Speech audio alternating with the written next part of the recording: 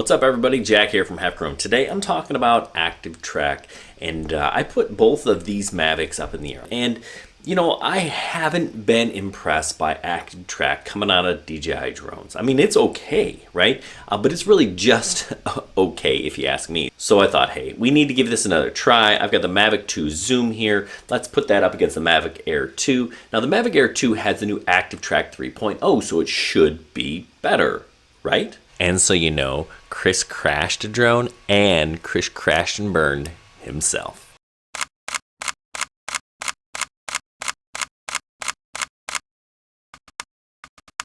All right, I'm going to give you a quick rundown on how this works. You draw a box around your target, and then you have a couple of options, right? You're currently in spotlight mode, so you can fly the drone and it'll just kind of keep locked on your subject, right? Then there's that button on the left. That's your actual active track or your follow mode. And then it'll follow your object. And then that button on the right, you click that and it'll rotate around your subject. You can kind of control the speed at which it does that and the direction, right? So now I've got myself locked on, and I'll just demonstrate the spotlight real quick. So I'm flying the drone right now, and it's just going to keep me in the center of the picture. So as I go back, you know, it kind of nicely keeps me in the middle of the frame. You know, as I move around, it adjusts the angle of that gimbal and the camera to keep me in frame, and it does a pretty nice job of that, which is, you know, pretty impressive. It also is using those obstacle avoidance sensors on the front and the back. So as I kind of, you know, let's push it a little bit. It does a nice job of keeping me in frame even when it loses me for a second. I'm going to go back over this tree and let's see what it does. It's still got me. Ooh, there's that tree. Notice the branches are pretty darn close, but it sees it and it's lost me, found me again. So it does a pretty nice job with that. Now I'm going to click this button on the left for the active track, the follow mode. And as I do that, I have two options, trace and parallel. Trace means it'll follow behind. Parallel means it'll follow parallel to me.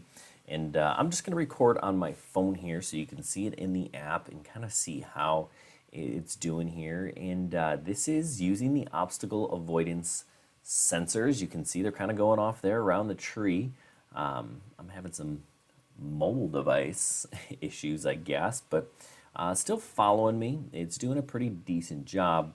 And you know, the thing here is it going to hit one of these trees? Is it going to hit a pole? Is it going to hit the house?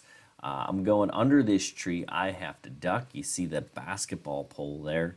It's going to do a decent job of kind of maneuvering some of these things. You know, as it manages to get around things. It sees that pole there. I stopped, so it stopped.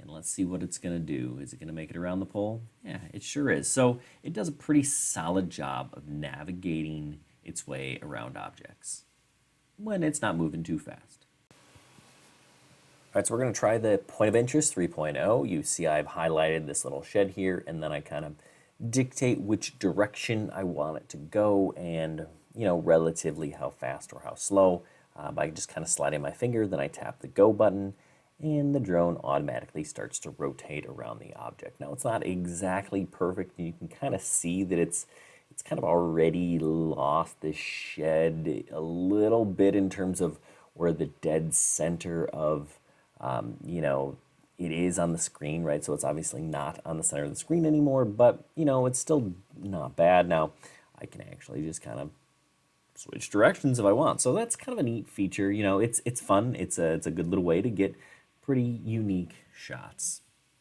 but it's not perfect. All right, so we've seen how it works. So we've done some slow tracking. Let's see how it works with a faster moving object. So Chris has busted out the old school rollerblades. Lightning TRS, circa 1994, middle school, 7th grade. You can age me with that. We're gonna try these on. So now we're in trace mode, which means we're gonna follow him, right? Again, I don't understand their conventions and their buttons and their naming. It doesn't make a whole lot of sense to me, but whatever. Hey, you know, they get to choose what they want to do. It does a pretty good job. Even when it kind of loses him, it manages to pick him back up pretty darn quickly as he kind of bobs and weaves when you move at it, that's when it has issues. But it did manage to pick him up when it came back in frame, so that's kind of impressive. It's doing a pretty solid job here. The zoom probably would not have picked him up again like that. So, I do have to say pretty darn good in terms of this. Now, let's move over to try some parallel tracking. All right, now parallel tracking is really kind of where it struggles, I think, in terms of trace versus parallel. It just doesn't stay parallel. It's kind of off to the side on an angle. You can kind of see it's not quite as behind, but as soon as he starts going, it lags behind because it doesn't have the side obstacle avoidance to make sure it doesn't crash. Found the parallel to be just a little bit disappointing. It just didn't work quite as well as the trace did with the Active Track 3.0. All right, we're switching to the zoom, and you can see that their layout, the way that it's set up, their icons, their naming is inconsistent. It's different. We have trace, profile, and spotlight. You kind of have to choose which one you want. Profile versus parallel. Profile actually probably made more sense because it is in parallel in the other drone, but I digress. Now here we're going to track Chris using the parallel feature, which is better on the Mavic 2 zoom here. All right, so we're staying consistently pretty parallel with him, and he's going to change directions here pretty quickly, or not so much. Ouch. But what you can see here is the zoom lost him, right? It probably shouldn't have. He was in frame the whole time, but it lost him. So no worries, Chris is actually okay. He's taken a tumble before, so he can handle it. We got it back up, tracking him again. He's flying around here on the skates. You can see you can change the speed on these drones. We got it in slow mode, so we just figured we weren't going super fast. Chris is not lightning like it says on those skates. But yeah, we're just tracking here in profile. Parallel, not profile. I get the two drones confused. I don't understand DJI's system. It's different on both drones. The naming is different on both drones. The icons are different on both drones. I've said it before. I like the Parrot system, the Parrot icons, the Parrot naming conventions. They just seem to make a whole lot more sense to me. This DJI, the Active Track, it works okay, right? It's not the best. Again, that is your Skydio, but it does a decent job of tracking, right? So if that's something that you want to try, absolutely. Slow-moving objects like our friend here, not a bad idea. So here we have some recorded footage, right? I've been showing you screen grabs the whole time. This is what it looks like coming out of the camera, which is, pretty nice. I really like the view. It's a unique shot, but this flight had some serious problems. You're going to see props in the upper right-hand corner. They're brief, they're not huge, but it happens 3 times during this short little flight, and it's not like we're moving fast. Yes, there was some wind. This is a pretty wide open parking lot. There's another prop in the upper right-hand corner. We've got another one coming here. That just is unacceptable, really. But this is the problem, right? We're going to switch to the screen again so you can see that pole there? That's a problem, right? And as Chris tries to navigate around it, you get a warning here right there. It was too late, and we hit the pole. Yes, it thankfully stayed in the air, but we hit the pole. What was that? We just dinked the pole. So he passed on. We're in slow mode here. Zoom prop dinked the pole, and then it gave me an APAS for it. Still in the air. You got all still in the air, thank goodness. All those sensors on the Mavic 2, zoom in this case, still not perfect. So APAS is off, but obstacle avoidance is on. Yes. So it should just stop. Yeah, so we're gonna go ahead and land it. We're gonna Inspect.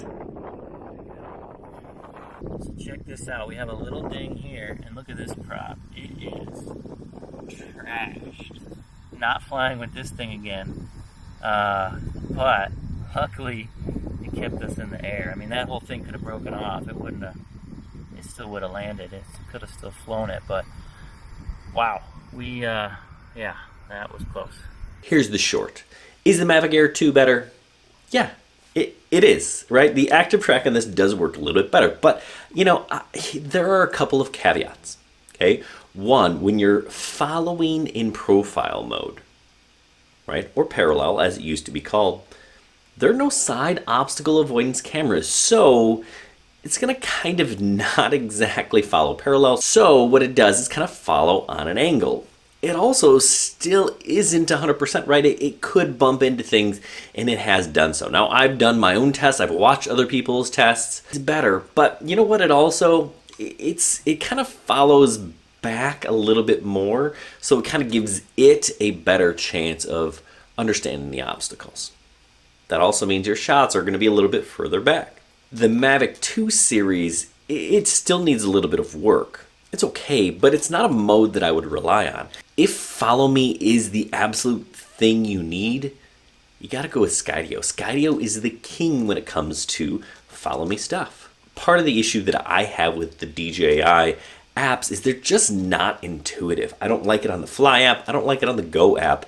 Their icons, their descriptions, even the way that they talk about it can be confusing. I really like the Paradanafi. I think that its tracking actually works pretty darn well, and I think the icons are a little bit more intuitive. So, take that for what it's worth.